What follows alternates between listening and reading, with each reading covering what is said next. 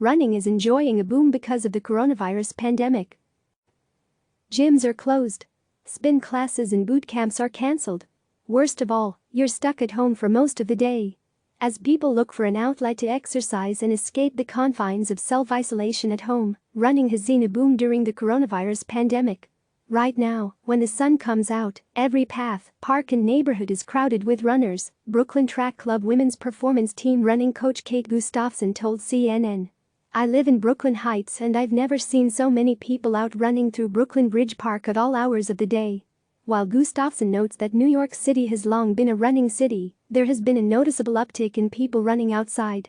Now I see that there are more people out running and cycling than doing anything else outdoors, Jessica Zapotechne, a performance running coach for Adidas and Nick, tells CNN.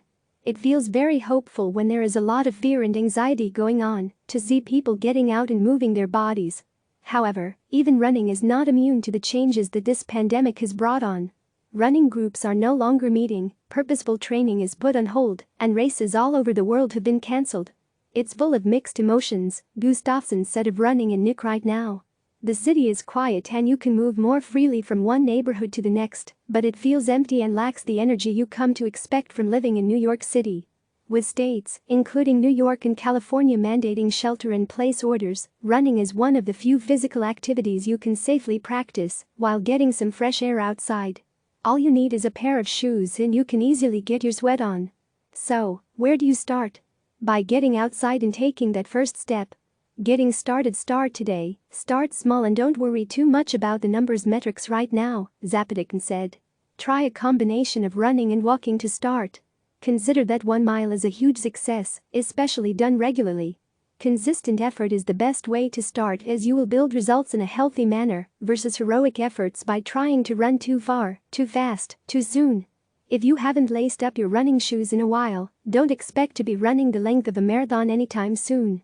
It takes time to build up the strength and stamina to go long distances, so don't be down on yourself if you're having difficulty running a mile or more. Be patient with yourself, said Gustafson. Maybe you think you should be able to run 3 miles straight without any breaks, but you're struggling to run continuously for 5 minutes. That's okay.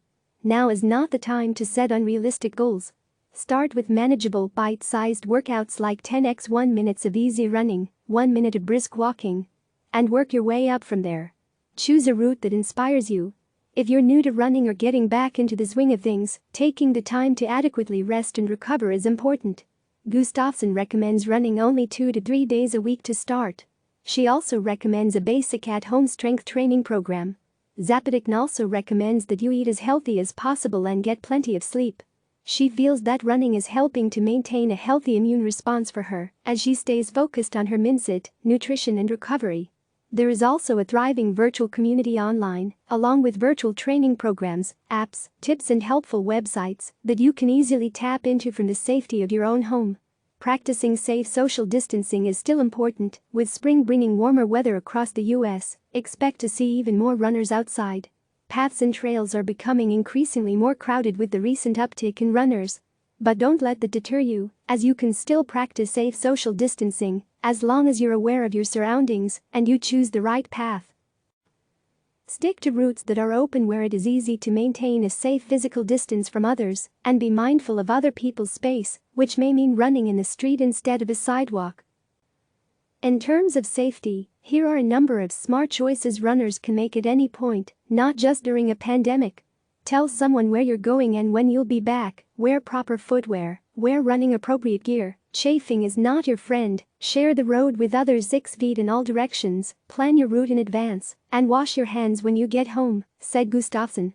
You may see groups of people running outside together, don't be one of those people. For now, everyone can run freely while practicing social distancing, Gustafson said. Every runner should be running solo at this point. Running is a lifestyle for so many people and a healthy method to cope with stress. My hope is that we can continue to run through the days and weeks ahead. A quick nod or wave of solidarity is about all we can offer each other right now on the roads. The U.S. Centers for Disease Control recommends wearing cloth face coverings in public settings where other social distancing measures are difficult to maintain.